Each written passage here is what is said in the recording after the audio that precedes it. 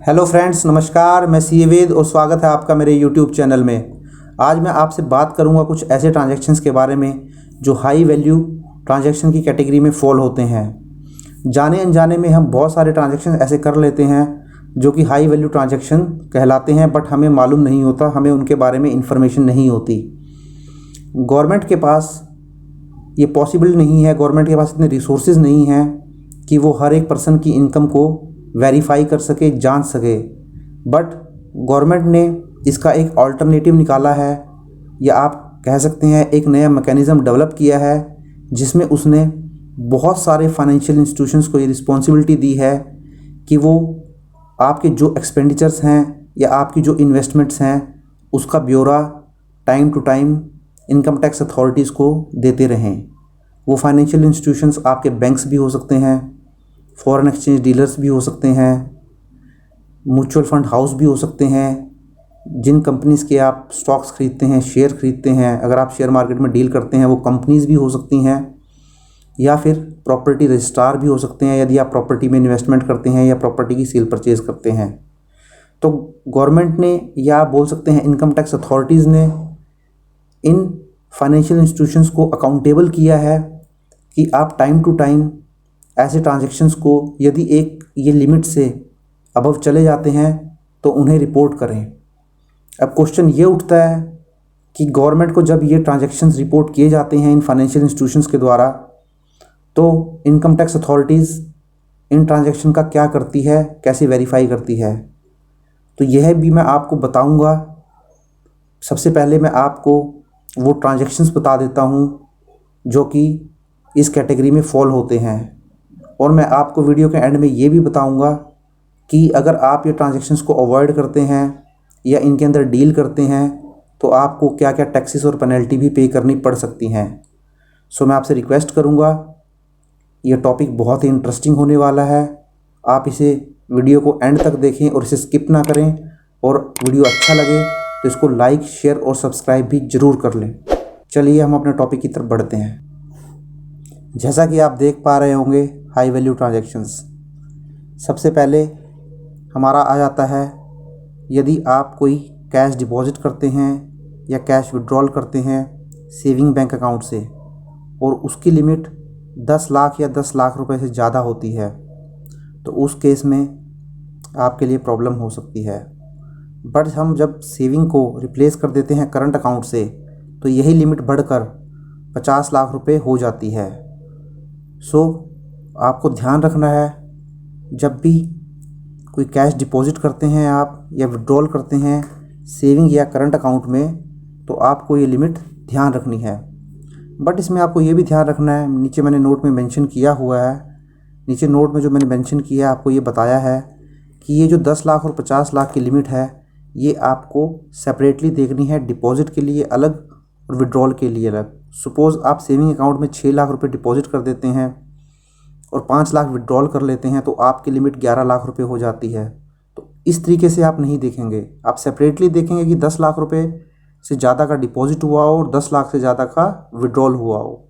Second, अब इसमें ये भी क्वेश्चन उठ सकता है कि मेरे तो 4 बैंक हैं, मैंने हर बैंक में 3-3 लाख रुपया डिपॉजिट करवा दिया, तो मैंने तो किसी भी बैंक में 10 लाख से ज़्यादा कैश डिपॉजिट करवाया नहीं।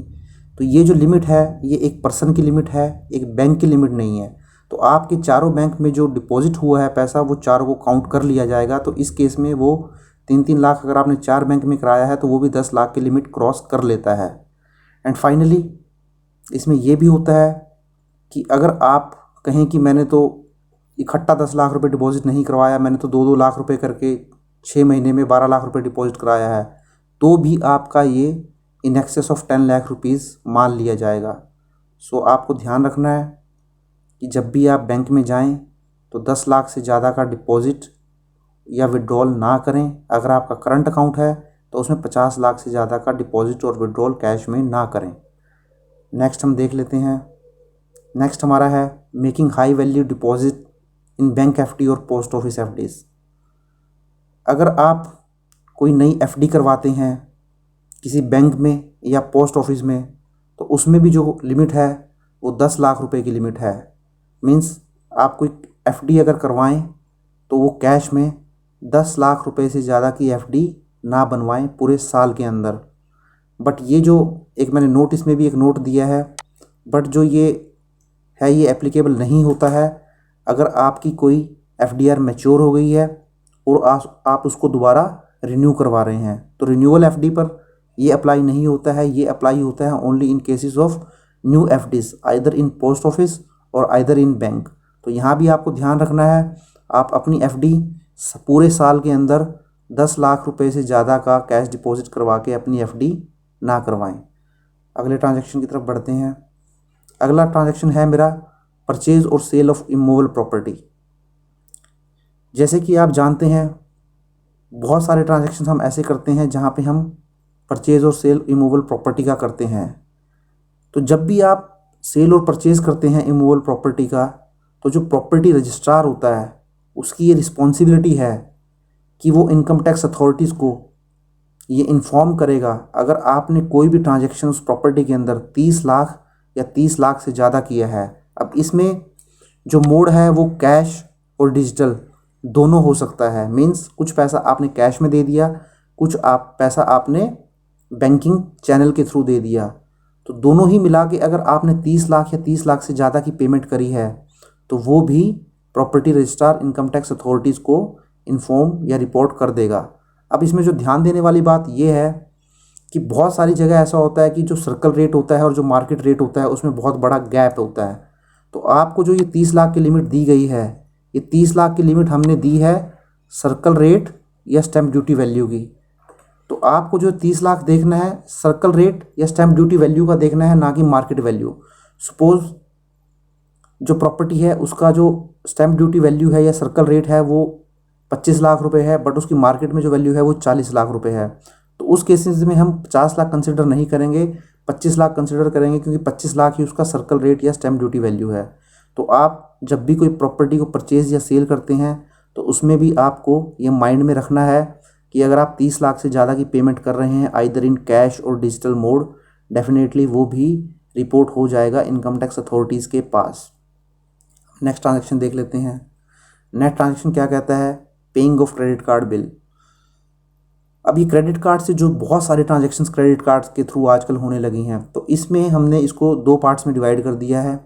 एक तो अगर आप कैश में पेमेंट करते हैं किसी भी क्रेडिट कार्ड के बिल की, और वो क्रेडिट कार्ड की पेमेंट आपकी कैश में 1 साल के अंदर, एक फाइनेंशियल ईयर के अंदर, एक फाइनेंशियल ईयर जो कि अप्रैल से शुरू होता है और 31 मार्च में फिनिश होता है। अगर मैं इस फाइनेंशियल ईयर की बात करूं तो वो 1 अप्रैल 2021 में शुरू हुआ होगा और कुछ ही दिनों बाद 31 मार्च 2022 को वो फिनिश हो जाएगा।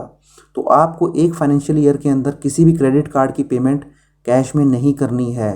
पूरे साल में 1 लाख से ज़्यादा ये लिमिट ध्यान रखनी है। बट अगर आप डिजिटल मोड में आ जाते हैं, मींस आप बैंकिंग चैनल के थ्रू वो आप चेक से पेमेंट करें, NEFT करें, RTGS करें या IMPS करें, तो वो लिमिट बढ़कर 10 लाख रुपए हो जाती है। अगर आप पूरे साल के अंदर अपने क्रेडिट कार्ड की पेमेंट्स 10 लाख से ज़्यादा का करते हैं इन डिजिटल मोड्स, तो वो ट्रांजैक्शंस भी क्रेडिट कार्ड कंपनीज जो होती हैं उनकी रिस्पॉन्सिबिलिटी है कि वो गवर्नमेंट को रिपोर्ट कर देंगे। और क्रेडिट कार्ड को मॉनिटर करना भी बहुत आसान है, इसमें भी मैंने एक नोट आपको दिया है, क्योंकि क्रेडिट कार्ड आपके पैन कार्ड से डायरेक्टली लिंक होते हैं। तो कुछ भी ट्रांजैक्शंस जो आप क्रेडिट कार्ड से करेंगे वो डेफिनेटली गवर्नमेंट के रिकॉर्ड में चले जाएंगे। तो इसमें भी आप सावधान रहिए और इस लिमिट को ध्यान में रखते हुए ही ट्रांजैक्शन कीजिए। नेक्स्ट हम देख लेते हैं।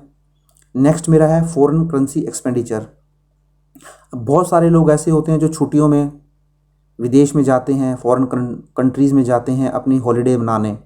तो उस केस में अगर आप कोई फ़ॉरेन टूर करते हैं और उस फ़ॉरेन टूर पे 10 लाख रुपए से ज़्यादा का खर्चा करते हैं, मींस आप जब फ़ॉरेन टूर पे गए होंगे तो आपने उस कंट्री की फ़ॉरेन करेंसी परचेज़ की होगी। अब वो फ़ॉरेन करेंसी परचेज़ आप बैंक से भी कर सकते हैं या फ़ॉरेन एक्सचेंज डीलर से भी कर सकते हैं।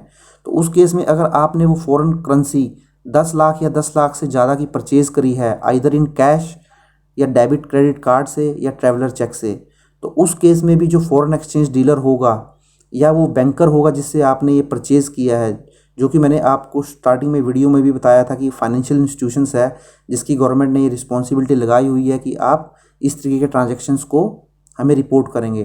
तो यहाँ पर भी जो आपका फ़ॉरेन एक्सचेंज डीलर है जिसने आपको ये फॉरेन करेंसी सेल करी है तो वो इनकम टैक्स अथॉरिटीज़ को रिपोर्ट कर देगा आपकी इस ट्रांजैक्शंस के बारे में। नेक्स्ट हम देख लेते हैं, नेक्स्ट जो टॉपिक है मेरा, share, mutual fund, debenture and bonds related cash transactions. Means बहुत सारे लोग ऐसे होते हैं जो कि इन्वेस्टमेंट करना पसंद करते हैं म्यूचुअल फंड्स में, स्टॉक मार्केट्स में, बॉन्ड्स में, डिबेंचर्स में। तो इस केस में भी अगर आप पूरे एक फाइनेंशियल ईयर में 10 लाख रुपए से ज़्यादा की इन्वेस्टमेंट करते हैं म्यूचुअल फंड्स के अंदर, किसी कंपनी की शेयर्स के अंदर, बॉन्ड्स या डिबेंचर्स के अंदर, तो उस केस में जो भी म्यूचुअल फंड हाउस हैं या जो भी आपकी वो कंपनी है जिसके आपने शेयर परचेज़ किए हुए हैं, वो रिपोर्ट कर देंगे इनकम टैक्स अथॉरिटीज़ को आपके इस परचेज़ ऑफ शेयर्स के बारे में या म्यूचुअल फंड्स के बारे में। यहाँ पर भी जो 10 लाख रुपए की लिमिट है उसमें कैश प्लस डिजिटल मोड दोनों ही केसेस एप्लीकेबल होते हैं। मींस कुछ आपने कैश में परचेज़ कर लिए, कुछ आपने डिजिटल मोड में परचेज़ कर लिए, मींस NEFT, RTGS, IMPS या चेक के थ्रू परचेज़ कर लिए। नेक्स्ट हम देख लेते हैं sale and purchase of good and services. ये बहुत ही कॉमन टॉपिक है क्योंकि सेल और purchase of good and services बहुत ही वाइड है इसका स्कोप। इसमें कोई किसी भी तरीके का गुड्स आ सकता है, किसी भी तरीके की सर्विसेज आ सकती है, बट इसमें मैंने फॉर एग्जांपल के लिए ज्वेलरी और कार को कंसिडर कर लिया है। जैसा कि अगर आप कोई गोल्ड या कार ख़रीदने जाते हैं फॉर एग्जांपल, और उस केस में आप उस परचेज़ के अगेंस्ट 2 लाख या 2 लाख से ज़्यादा का कैश पेमेंट कर देते हैं, तो इस केस में जो ज्वेलर है या कार डीलर है उसकी रिस्पॉन्सिबिलिटी बनती है कि वो इनकम टैक्स अथॉरिटीज़ को इस ट्रांजैक्शन के बारे में रिपोर्ट करे। अब आपको ये ध्यान रखना है, ये जो 2 लाख रुपए की लिमिट है कैश की, ये पर ट्रांजैक्शन के ऊपर एप्लीकेबल होती है, ना कि किसी भी फाइनेंशियल ईयर के लिए एप्लीकेबल होती है। मींस जैसे अगर आप कार परचेज़ करने गए, आपकी गाड़ी 15 लाख रुपए की थी, आपने 2.5 लाख रुपए कैश में पे कर दिया तो सेपरेटली देखा जाएगा। ज्वेलरी परचेज़ करने गए, वहाँ भी आपने 10 लाख की ज्वेलरी परचेज़ कर ली और वहाँ भी आपने 2 लाख से ज़्यादा का कैश पे कर दिया, तो उस केस में वो ट्रांजैक्शन भी अलग से देखा जाएगा। तो यहाँ पे ये जो आपकी 2 लाख की लिमिट है, ये transaction to transaction based limit है, ये किसी भी फाइनेंशियल ईयर की हम बात नहीं कर रहे हैं। सो अब मैं आपको थोड़े से इसके इम्प्लीकेशन बता देता हूँ, जैसे मैंने आपको वीडियो के शुरू में भी बताया था। अब इनकम टैक्स अथॉरिटीज़ को जब ये सारे के सारे फाइनेंशियल इंस्टीट्यूशंस रिपोर्ट करते हैं तो इनकम टैक्स अथॉरिटीज़ उनका क्या करती है, इनकम टैक्स अथॉरिटीज़ क्या करती है कि जब उनको आपके सारे इन्वेस्टमेंट्स और आपके सारे एक्सपेंसेस का ब्यौरा मिल जाता है इन फाइनेंशियल इंस्टीट्यूशन से, तो इनकम टैक्स अथॉरिटीज़ आपकी ITR चेक करती हैं। क्या आप जिस तरीके से खर्चे कर रहे हैं, इन्वेस्टमेंट कर रहे हैं, फॉरेन ट्रैवल कर रहे हैं, तो क्या उसके अकॉर्डिंग आपने ITR भी अपनी फ़ाइल की हुई है, इनकम भी शो की हुई है। सपोज़ आपने फॉरेन ट्रैवल पे 12 या 15 लाख रुपए खर्च कर दिए पूरे साल में, बट ITR आपने फ़ाइल ही नहीं की, या ITR जो फ़ाइल की उसके अंदर बहुत बड़ा मिसमैच है, आपने इनकम उसमें बहुत ही कम शो कर रखी है, तो डेफिनेटली आपके लिए प्रॉब्लम हो सकती है। क्योंकि जब आप इतना कमा ही नहीं रहे तो आप इतना खर्च कैसे कर पा रहे हैं या इतना इन्वेस्ट कैसे कर पा रहे हैं। सो आप इस चीज़ को ध्यान रखिए। इस केसेस में आपको नोटिस आ सकता है और इनकम टैक्स डिपार्टमेंट आपसे पूछ सकता है कि ये इनकम आपने कहाँ से जनरेट की, इसका सोर्स क्या है। तो उस केस में यदि आप वो सोर्स नहीं बता पाएंगे या इनकम टैक्स डिपार्टमेंट आपकी बात से सेटिस्फाई नहीं हो पाएगा, तो डेफिनेटली आपके ऊपर टैक्स और पेनल्टी अप्लाई कर देगा, जो कि 83.25% हो सकता है आपकी उस अनडिस्क्लोज्ड इनकम का या उस अनडिस्क्लोज्ड इन्वेस्टमेंट का। इट मीन्स अगर आपने 100 रुपया चोरी कर लिया या आपने उसको प्रॉपरली इनकम टैक्स के सामने शो नहीं किया, तो आपको उस 100 रुपये में से 83.25 पैसा गवर्नमेंट को पे करना पड़ेगा in the form of taxes and penalty. So मैं आपको यही सजेस्ट करूँगा कि आप अपनी इनकम को प्रॉपरली डिस्क्लोज़ कीजिए, किसी भी तरीके की इनकम को छुपाइए मत, क्योंकि आप अगर अपनी इनकम को डिस्क्लोज़ कर देंगे तो आपको हो सकता है स्लैब के अकॉर्डिंग 10%, 20%, 30% ही टैक्स पे करना पड़ेगा। बट अगर आपकी इनकम वो अनडिस्क्लोज़ होती है, आप अपनी ITR में नहीं दिखाते हैं, तो उस केस में आपसे 83 रुपये 25 पैसे गवर्नमेंट वसूल कर लेगी इन the form of taxes and penalty. So friends, मेरा जो मोटिव था आपको बताना था कि डे टू डे लाइफ में आप इन ट्रांजैक्शंस को ध्यान में रखते हुए चलिए और किसी भी तरीके की गलती मत कीजिए ताकि आप अपने आप को सेफ रख सकें। So thank you very much, take care, have a nice day.